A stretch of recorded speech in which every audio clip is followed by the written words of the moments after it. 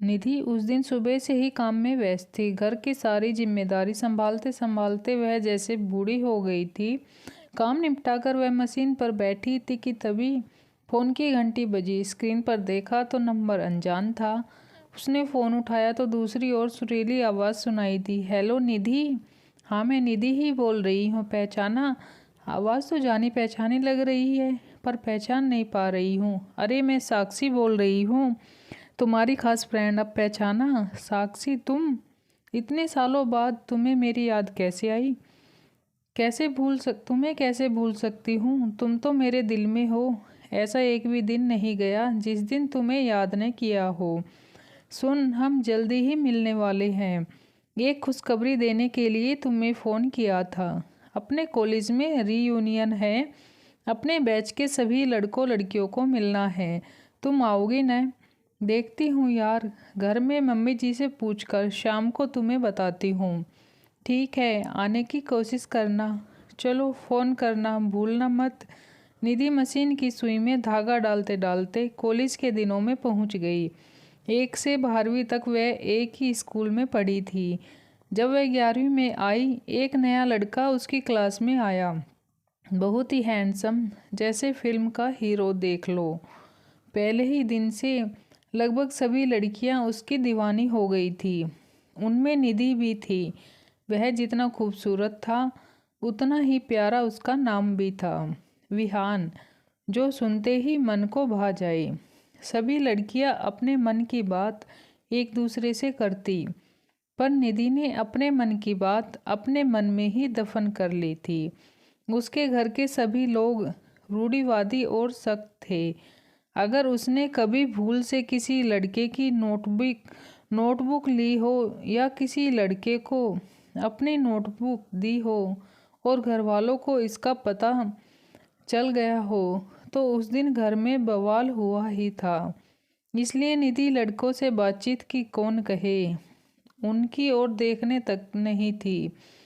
विहान ने कुछ ही दिनों में निधि को छोड़कर सभी लड़कियों को फ्रेंड बना लिया, पर वह हमेशा निधि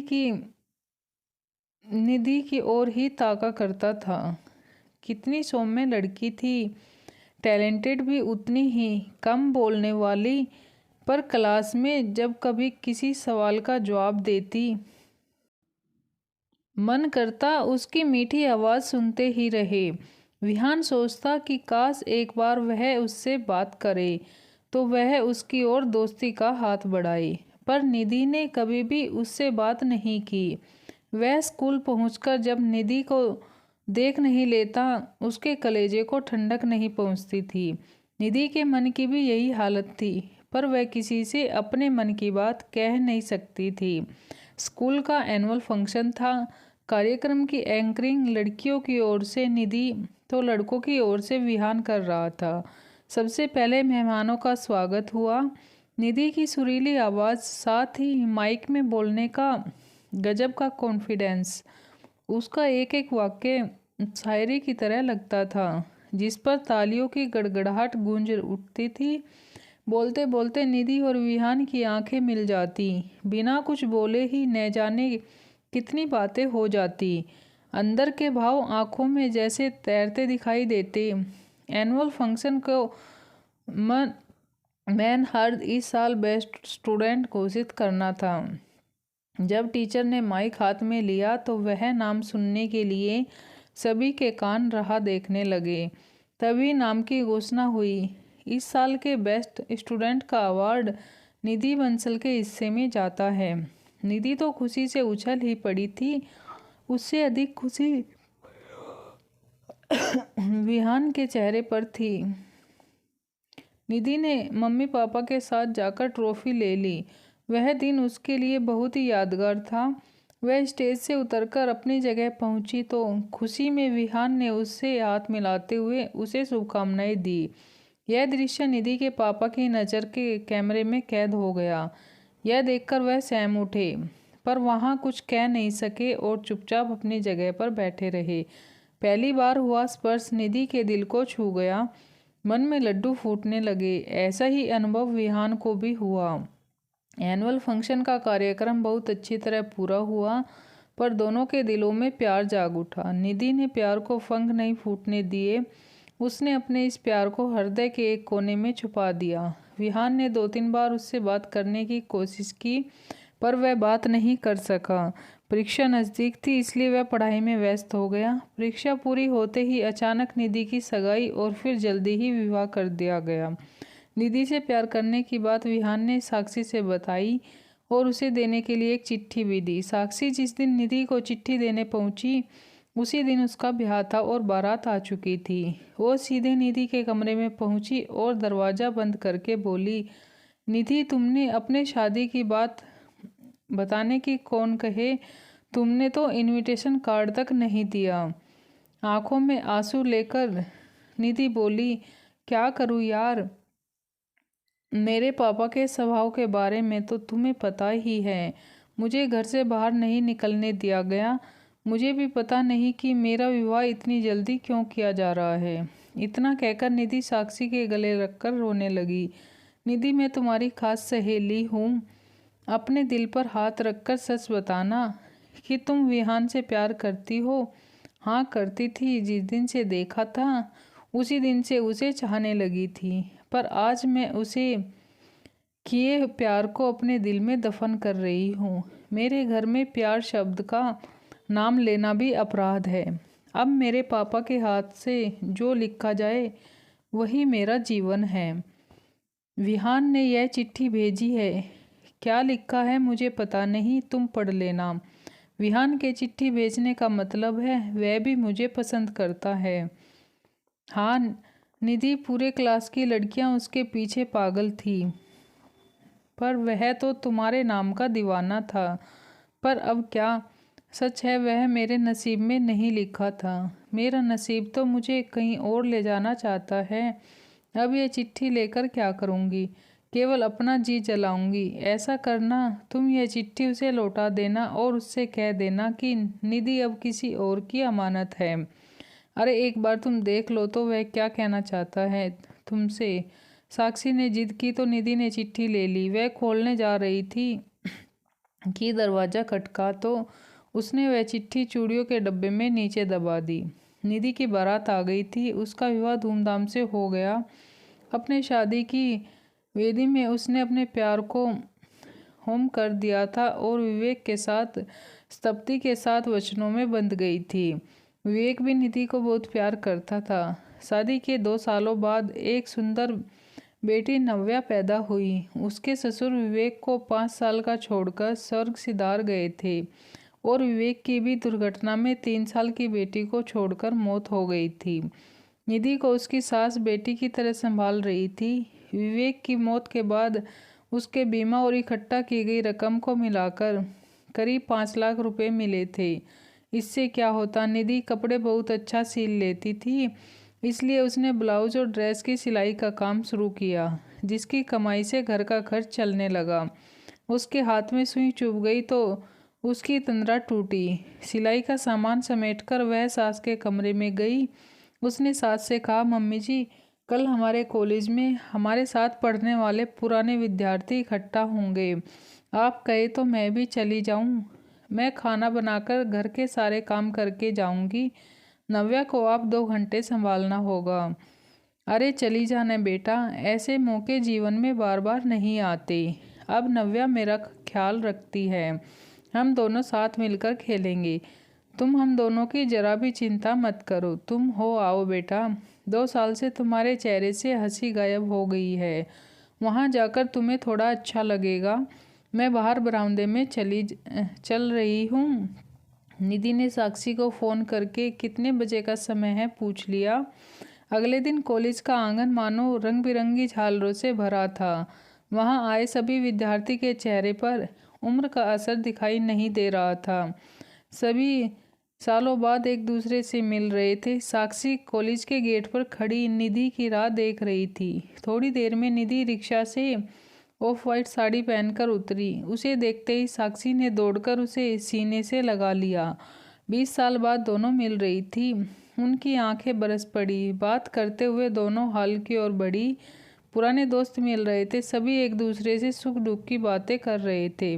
दोनों एक जगह किनारे की कुर्सी पर बैठ गई।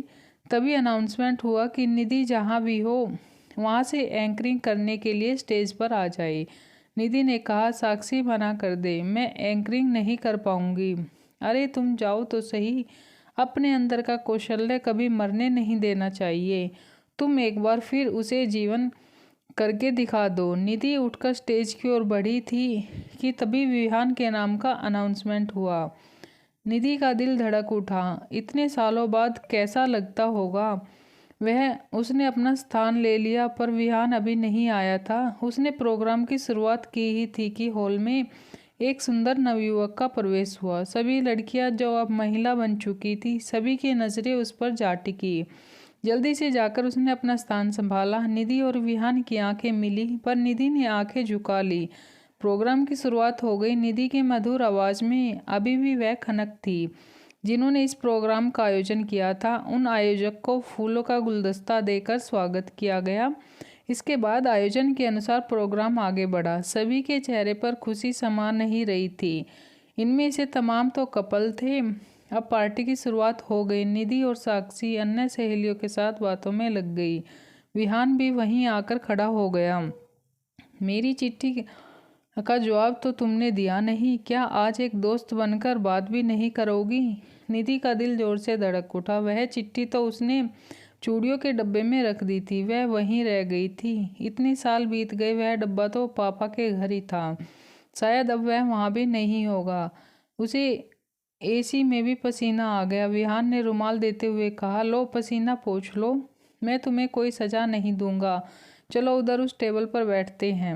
वे एक जगह बैठ गए। विहान ने कहा, निधि तुम्हारे जीवन के बारे में साक्षी ने मुझे सब बता दिया है। तुम मेरे जीवन के बारे में नहीं जानना चाहोगी?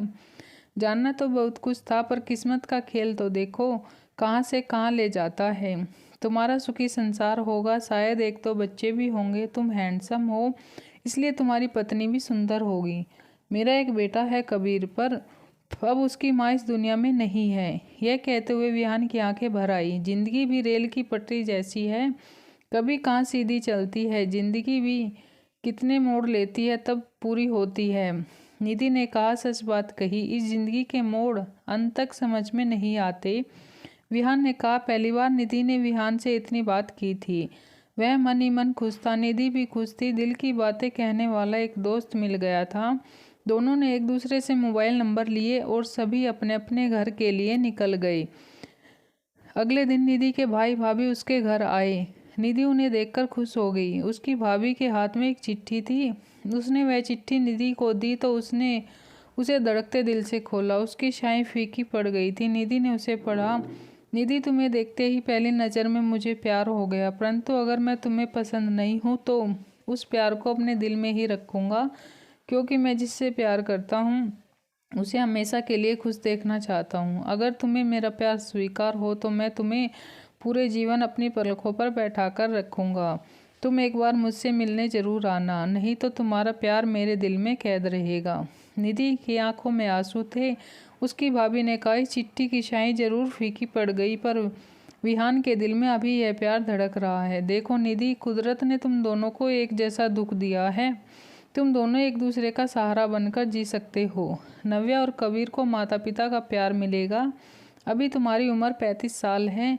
अभी तुम्हें जीवन साथी की ज़रूरत है। अगर जीवन साथी के रूप में पुराना प्रेमी मिल रहा हो तो इसमें गलत क्या है? विवेक के भी तो अंतिम शब्द यही थे कि जो मेरी नव्या को प्यार करे। इस तरह का जीवन साथी खोज लेना अपने लिए, नहीं तो नव्या के लिए ही विवाह कर लो। विवेक की याद तो तुम्हारे साथ हमेशा ही रहेगी। निधि की सास ने कहा, बेटा मेरी भी यही इच्छा है। मेरी ज़िंदगी का कोई भरोसा नहीं है बेटा, मैं तो पतझड़ के पत्तों की तरह हूँ। तुम विहान को अपने जीवन में जगह दे दो। थोड़ा सोचकर निधि बोली, विहान को यह बात स्वीकार है, पर मेरी एक शर्त है, उसे मेरे साथ मेरी मम्मी को भी स्वीकार करना पड़ेगा। इस समय तो है मैं ही उनकी बेटी और बेटा हूँ, उनकी देखभाल की जिम्मेदारी मेरी ही है। अगर उन्हें स्वीकार हो तो मैं तैयार हूँ। अगले दिन सवेरे ही विहान और साक्षी सगाई की चुनरी लेकर आ गई। साथ में कबीर को भी ले आए। विहान निधि की सास के पैर छूते हुए बोला, आज से आप मेरी माँ हैं, मैं आपको कभी दुखी नहीं होने दूंगा। निधि की सास की आंखें झलक आई। विहान में उन्हें विवेक का चेहरा दिखाई दे दिया। उन्होंने विहान के सिर पर हाथ फेरा तो उसने उनकी गोद में सिर रख दिया। बहुत दिनों के बाद माँ का प्यार मिला। विहान और निधि पुराने प्रेमी से एक दूसरे के जीवन साथी बन गई। तो दोस्तों, आज की कहानी कैसी लगी कमेंट करके ज़रूर बताना।